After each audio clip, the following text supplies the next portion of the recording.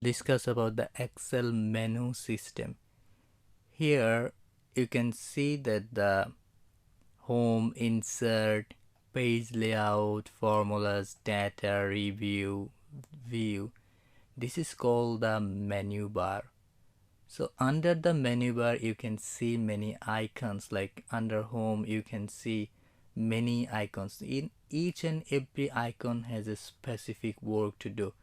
So this is called the menu bar, like home's insert page.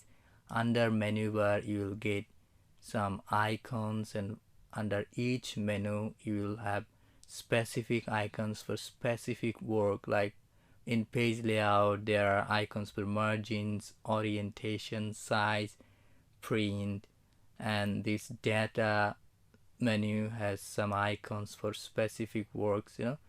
By clicking on each icon you will get specific results.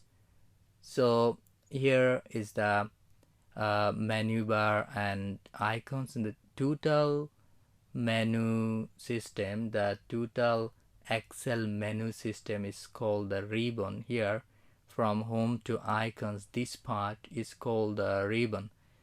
So in this lecture we have learned that about the menu bar, icons, and the ribbon.